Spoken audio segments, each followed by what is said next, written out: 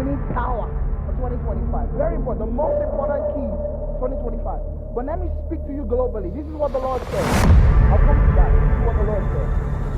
I share one more. This is what the Lord says. In 2025, God has many things to say to us. He'll speak to us in the skies. First thing you must notice, you will notice in 2025, and please pray, is that 2025 will be very elemental. The most scary thing in 2025 globally will be heat waves. Now, the dry season has started in the Philippines with temperatures soaring in the capital and surrounding areas. A National Weather Service advisory warned the heat index measure of air temperature and relative humidity was set to reach danger levels in Manila and 2 other areas of the country. It's going to be a scorching March, with the IMD saying that this may be one of the hottest March months ever.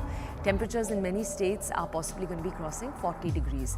Heat waves are expected in North and Central India, and that's a big problem for wheat and for rice. This is not something we talk about often, but climate change could slash their production by 6 to 10%.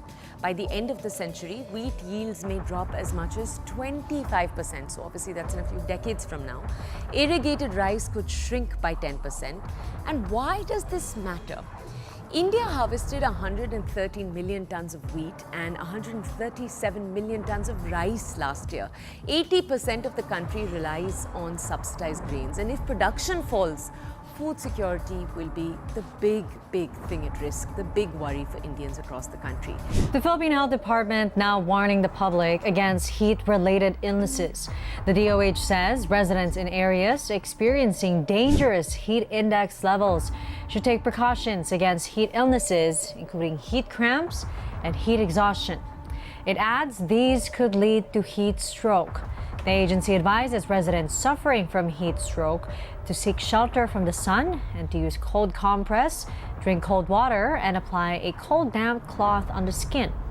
Health authorities also remind the public to keep hydrated.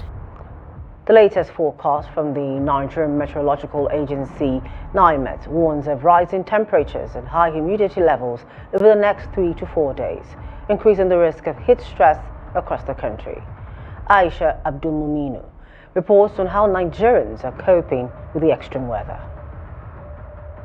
NIMET has projected an increased risk of heat stress across 19 states due to soaring temperature and high atmospheric moisture levels. The most affected areas include the FCT, Kebbi, Niger, Kwara, Oyo, Kogi, Nasarawa, Benue, Enugu, Anambra, Abia, Ebonyi, and Cross River. On the streets of Abuja, residents are feeling the impact firsthand. Many have voiced frustration over how the heat wave is disrupting their daily routine, causing discomfort, exhaustion, and even skin irritations. Right now, same level of heat wave will break out. Forests will start burning without anybody lighting it up, without anybody lighting it up.